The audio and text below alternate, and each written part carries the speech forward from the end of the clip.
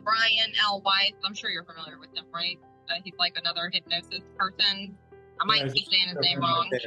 Oh, snap. Oh. Synchronicity. Yeah. Dolores is right there. Oh, yeah. Oh, there she is. There she is. I'm trying to see. I'm on this little bit screen. It's okay. Yeah, I'll see it later. Many lives, many masters.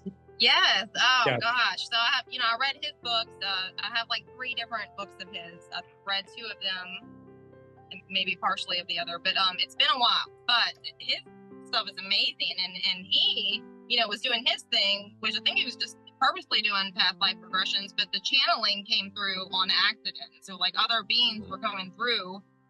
This one lady anyway. But I don't know. Is that happening in your sessions where it's not like their higher selves or whoever, it's like another being all Oh, yeah. Like just... And are they giving you profound messages? Like, what are some things that...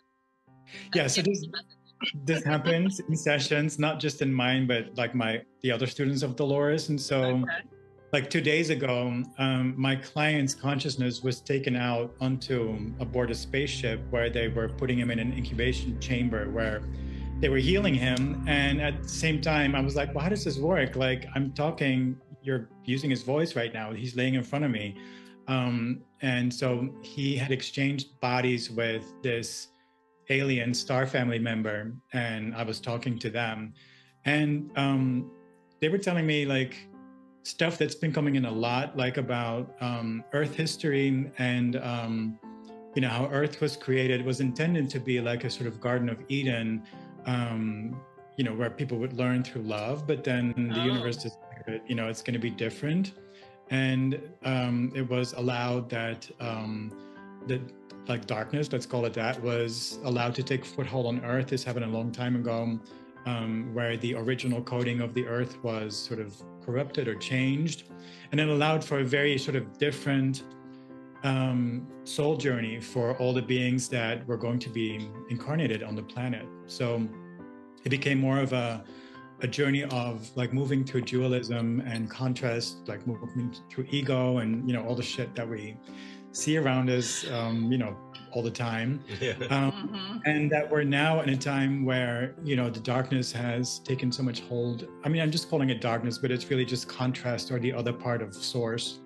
Okay. It's not like there's evil in the world that we have to run away from or fight against. This is all the universe expressing itself, providing a space for souls to come learn things here that we couldn't learn anywhere else. So the experiences that dualism has provided have been very helpful, but now it's just out of balance, and now we're here to reset the balance and move it into light. So that is the information that's been coming forth a lot. Wow, okay. This being, he was from a planet in the Andromedan system. They even said a name for the planet, and I can't remember what it was. But that's what they were talking to me about. And that there's many different galactic groups, part of the Galactic Federation of Light, that have been involved with Project Earth for a long time, and that now their involvement is about getting boots on the ground, so incarnating onto the planet through people like you and I, and in doing so anchoring this larger energy on the planet. And this is what I find so satisfying in doing the work that I do, that I get to work a lot with these people that have had a similar experience to me, that came into this life feeling very out of place and not understanding why there was so much violence and why didn't people just love each other. Love each other and see the connection to all life and like honor it and stuff. And for me, the journey was about like feeling very weird and not worthy, and like I didn't fit in, and I was the freak, and and now I get to work with all the other freaks, and we're all fly our freak flags with the purpose of like really embodying all the galactic or different life energies purposefully to anchor that and to kind of broadcast it out on the planet. Yeah, man. So QHHT means Quantum Healing Hypnosis Technique, and it was developed by Dolores Cannon. It used to be like just called past life regression, but then Dolores tapped into this what she called the subconscious mind, which is our soul or higher self or oversoul, different words for the same thing. And it was this vast realm of information.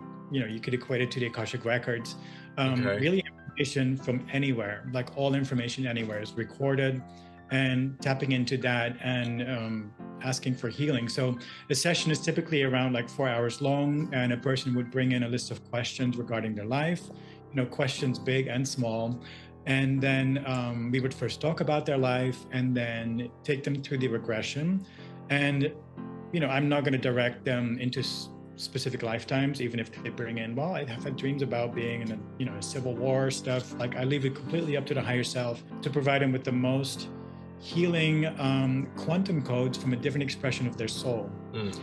And so we do this for about 45 minutes to an hour, and then their consciousness is sufficiently like disassociated with their normal everyday state of mind, where you can then call forth this subconscious mind, this vast reservoir of knowledge and love and wisdom.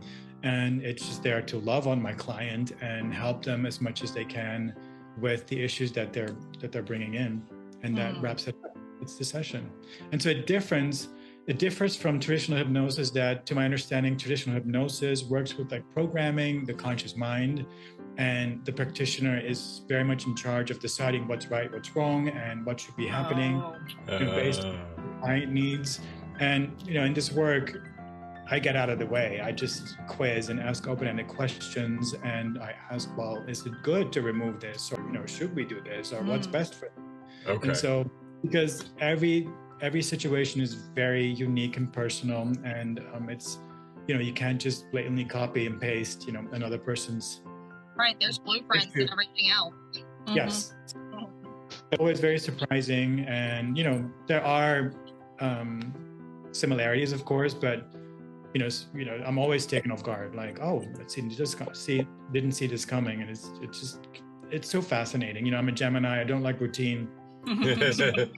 For me, it's like watching like a different sci-fi episode of some crazy Netflix show or something. Sure. Yeah. I mean, I'm sure. You've had 2,000 plus QHHT sessions, which, if you do the math, I guess that's like 5,200 hours of experience with people's higher selves and past lives. So you've probably witnessed some incredible stuff and some really profound healings.